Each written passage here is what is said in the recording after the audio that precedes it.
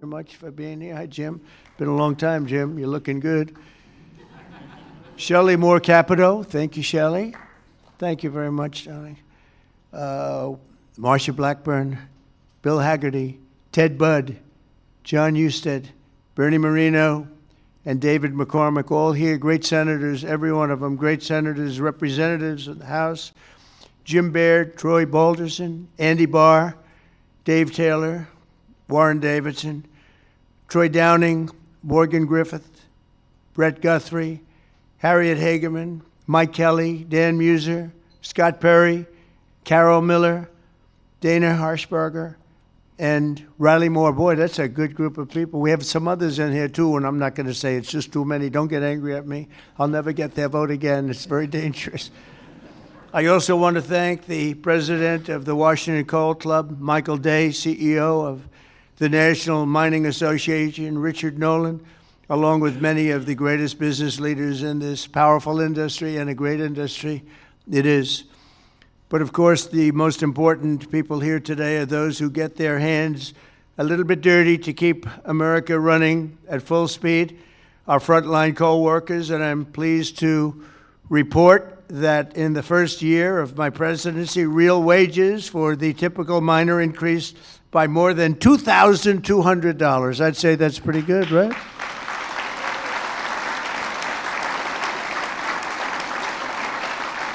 And I'll give you the bad news. It's the first time that that's happened in more than 27 years, all right? Those other presidents didn't take good care of you. They didn't take good care of you at all. They didn't realize what they had. The last time many of us were together, I signed a historic executive order to ensure that America's beautiful clean coal plants would keep running when we need it most, and that's 24 hours a day in rain, sleet, and snow. You know, coal can operate when other substances can't. The Biden administration, he had no clue what he was doing. Shut down dozens of coal plants. They shut them down. Literally, it seemed like one a week, one a day. They were shutting them down left and right as fast as you could. They were paying people to shut down a coal plant.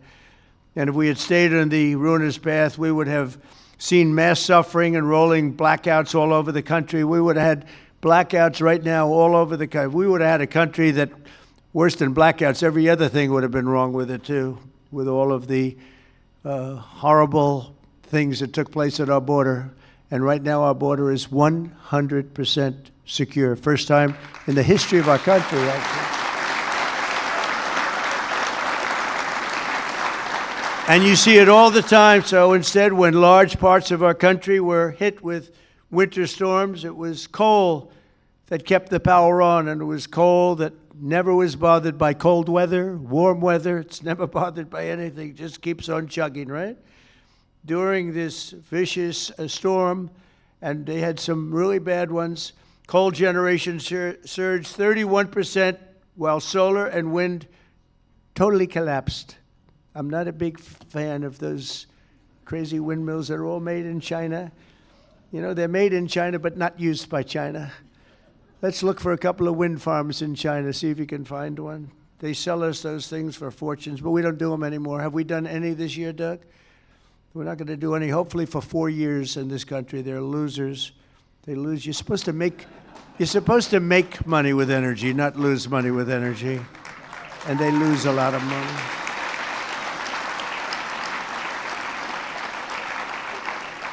And by the way, they're all over Europe, and you know, I was recently there, and it's not recognizable what they've done to their beautiful fields and those beautiful, beautiful scenic areas, and they put those wind turbines all over the place, and they're chugging, not doing a damn thing except every time it goes around, it loses a fortune. It's horrible. They've lost their way. Not recognizable. And then I wonder why they don't like me over there, but you know who likes me over there? The people like me over there, I can tell you, because they know I'm right.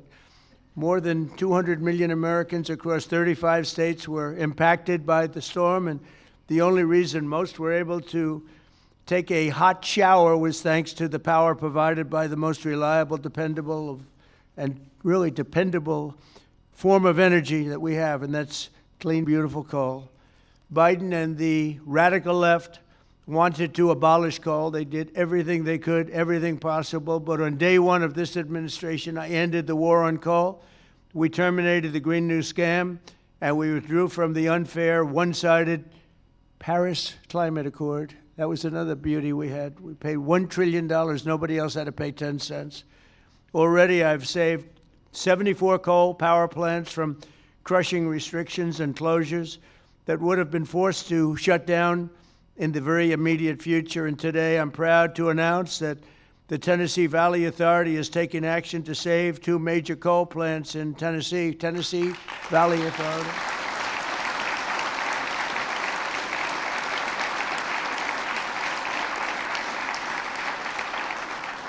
The plants are the Cumberland Fossil Plant and the Cumberland City.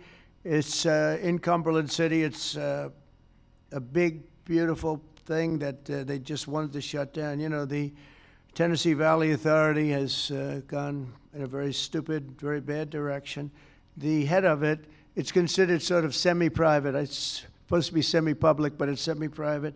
It's the highest paid government-type official in history. I think they pay them $10 million a year. They're paying them $10 million. I think the Speaker of the House wants to resign and head the Tennessee Valley Authority. And he could do a much better job, I can tell you that. Is that right, Doug? They pay him $10 million a year. Can you believe it? Well, Trump is on the scene now. We're going to make his life miserable. $10 million. I wonder what he got before he got that job. Probably making $150,000, right?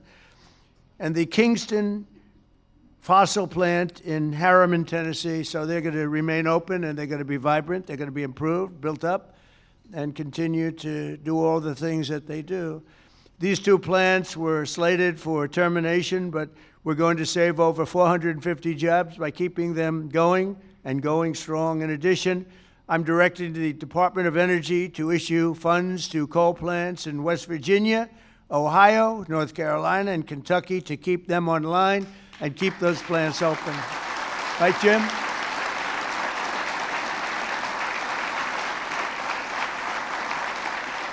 And very importantly, we're also bringing our coal mines roaring back to life. Under 4 years of the Biden administration, Sleepy Joe, not a single permit was approved for a new coal mining project. Think of it. 4 years, not one permit. They were all being disapproved, actually. So not a single permit was approved. I didn't know that. But in 1 year of Trump, we've already approved over 70 permits for very big, very powerful mines that are going to be with us for many, many years to come. And we did that over the last 30 days. We did more than half of them because we have the system going now. It's a very reliable source, great source. If you look at some of the most prosperous places in the world, they run on coal. Since I took office, coal production is up by nearly 4 million tons a month after falling for decades. I mean, literally decades. Coal power generation is up by nearly 15% in my first year, and that number is going to be about 25 or 30% this coming year, at least. These pro-American energy policies are bringing energy prices way down. You see what's happening even with gasoline. I was in Iowa last week, and it was $1.85 a gallon. And many of them are $1.99 and $1.91 I saw. We have them under $2 a gallon now. A little while ago, just a year and a half ago, they were at $3.50, $4, $4.50. In California, $7 because of the crazy taxes. Coal is one of the lowest price energy sources, and it's probably considered by almost everybody to be the most reliable. It requires no subsidies because you make money with coal. More coal means lower cost and more money in the pocket of the American citizens and in the pocket, frankly, of the United States of America. That's not bad. Every once in a while, we have to take care of our country, right? With us today is Caleb Blackford, who drives a haul truck at Bear Run Mine in Duggar, Indiana. Great state. We love Indiana. I only like states that are one so big, you know. I want to pick no, I like them all. Where she has worked for 5 years, and she's joined by her wonderful husband, Eric, who also works at the mine, and their really incredible son, Isaac. And Kayla, if you could come forward, I'd like to just have you say a few words, please. Come on up. Where's Kayla? Kayla, oh, hi, Kayla.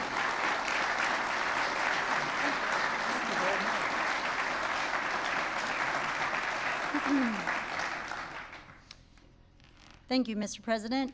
As he said, my name is Kayla Blackford, and I am so proud and honored to be here today representing Peabody and coal miners across this country. My husband and I both work at Bear Run Mine in southern Indiana. I drive a haul truck, and I train others on this large piece of equipment. A haul truck is used to move rock or coal and is capable of carrying loads of nearly 250 tons. The tires are 12 feet tall. When I stand next to one, I barely reach the middle of the tire. It's the best job I've ever had, and not just because of the cool mom points I get for driving big equipment. My job supports my family, it supports our community, and it keeps the lights on and electricity affordable, not just in Indiana, but across the country. As demand increases and our lives become increasingly electrified, America needs to generate more electricity, not less. For years, coal miners have felt the weight of policies that made our future uncertain. Over the past year, that weight has begun to lift. My son, Isaac, who's here today,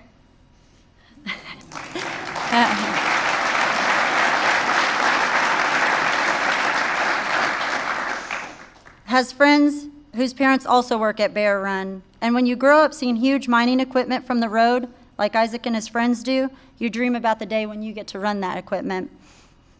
When a mine closes, families don't just lose their jobs. They're often forced to leave their communities, their schools, and their support systems behind.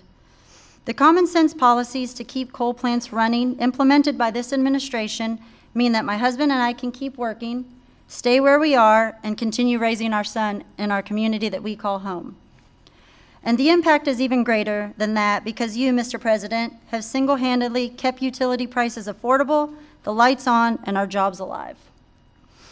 We are real people under these hard hats.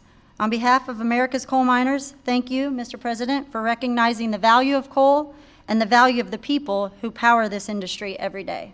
Thank you, Thank you so much. So nice to meet you. Thank you very much for all of you. Thank you. Sorry, I'll take that.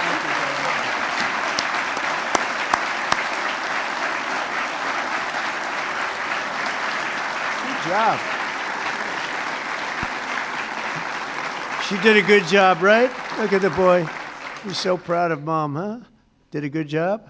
Couldn't do better, right? Anyway, thank you, Kelly. That's really nice. Thank you very much. Coal is also critical to our national security, vital to everything from steel production to shipbuilding and artificial intelligence. It's incredible what's happening with coal. And it's also incredible how clean they're able to keep it now with all of the new techniques. By using it, they're able to do things environmentally that are amazing. You see that.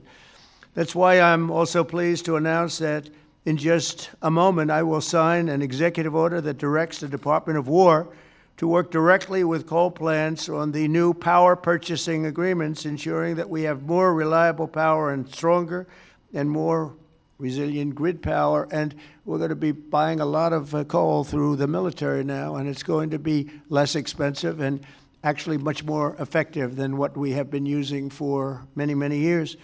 And again, with the environmental progress that's been made on coal, it's going to be just as clean.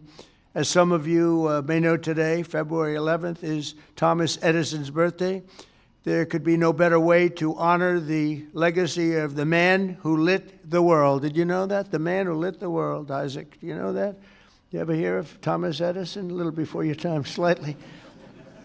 But then to reaffirm our commitment to American energy independence and the American energy dominance. We're going to be dominant, and we are dominant right now. We have a new group of people that we're very close to, become very close to, and that's called Venezuela, where we're taking in this case, oil. We had 50 million barrels of oil that we have floating right now to Houston to be refined, and we're getting energy from all different sources, and so oil and gas is fantastic. So many of them are so good, but we're not going to use the bad ones. America is now the #1 energy producer in the world. We are by far #1. In fact, we're very soon going to be number one by double what number two is.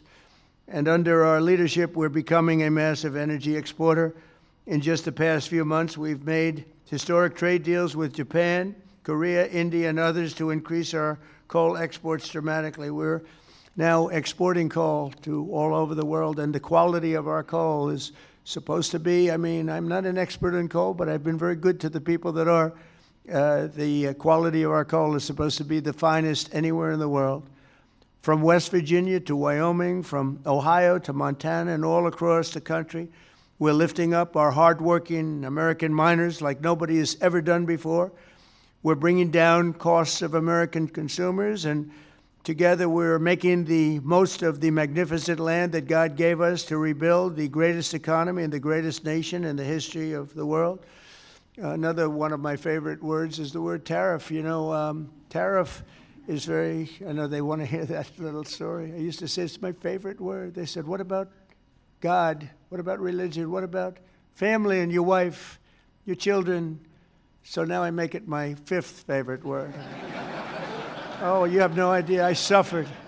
Kayla, I was suffering from the fake news media. They were going after me when I said it was my favorite word. So I make it number 5, and I think I'm generally speaking okay. They'd like it to be a little bit later than that.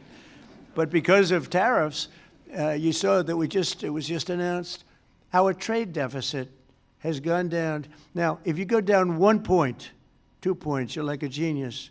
It's gone down 78%. 78%. Can you believe it? And we have to fight. Right, Speaker? And we have to fight. Just came out. Everyone's saying, that can't be right. 78% reduction in our trade deficit. And next year, we're going to be positive if we keep it all going. We're waiting for a very important decision from the Supreme Court. But I want to thank the speakers here because you have fought with me. You got it very early. Now almost everybody's getting it. But it's numbers that we've never seen. The other thing is breaking 7,000 on the S&P, and very importantly, 50,000 yesterday. 50,000 we broke on the Dow.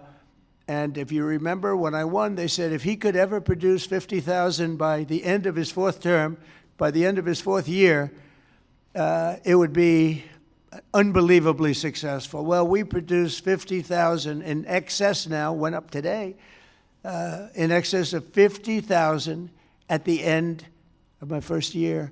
So that's some difference. And that's because of tariffs. So we're doing numbers that nobody thought were possible. The economy is rich. I tell the story that in Saudi Arabia, the king said, you know, sir, a year and a half ago, we were all saying you were a dead country, and now you have the hottest country anywhere in the world. That's true. We're the hottest country anywhere in the world, and a lot of reasons. So once again, I'd like to thank you for the tremendous honor of being here, and especially these gentlemen in the front row and a couple of you in the second row. What happened to the guys in the second row? They couldn't make it to the front. What's wrong with them? They don't shovel it as well, right? But I want to thank you and invite the chairman of our National Coal Council, Peabody Energy CEO, which is a great company, by the way, Jim Grech, to come up and say a few words. Please, Jim. Thank you very much.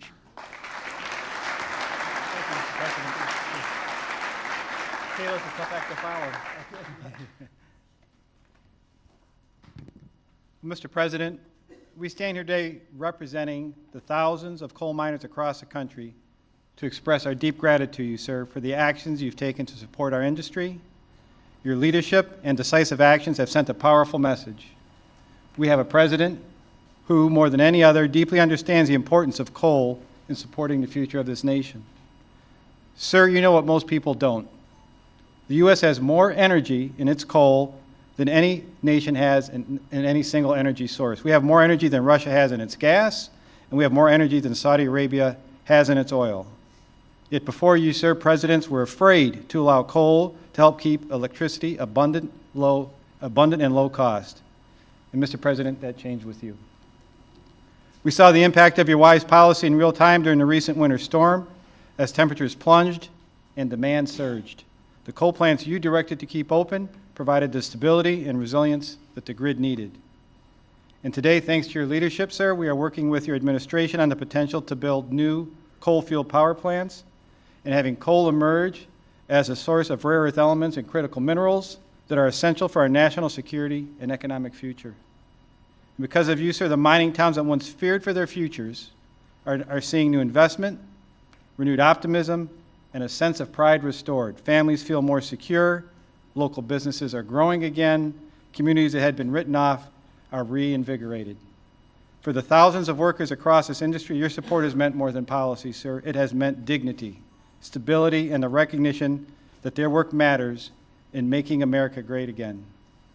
So, sir, Mr. President, on behalf of Michael Day, the chairman of the Washington Coal Club, and all the coal miners across our great country, I'd like to ask there's some executives and coal miners are going to join us on stage, and we are going to present you an award, sir. Oh, it's great. Thank you very much. Thank you.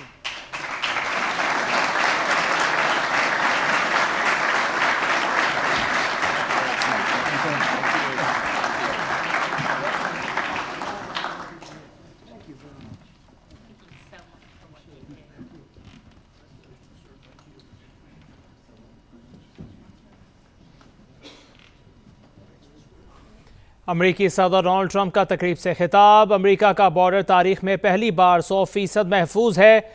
मैं wind energy के हक में नहीं, मेरी energy policy अमरीका के बेहतरीन मफाद में है। अमरीकी कोयला दुनिया भर में सबसे अच्छा है। टैरिफ मेरा पसंदीदा लफ्ज़ है। टैरिफ की वजह से हमारा तिजारती खसारा 78% कम हो गया, ऐसा कहना है अमरीकी सदर डोनाल्ड ट्रंप का। वो तकरीब से खिताब कर रहे थे।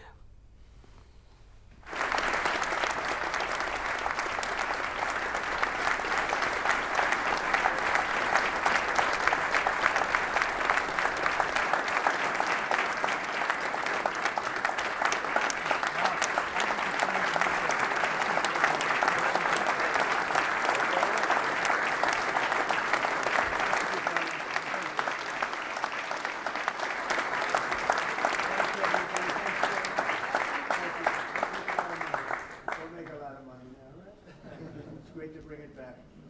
You were treated very badly, and now you're treated really well. Thank you very much. Thank you, everybody, very much. Appreciate it. It's been good.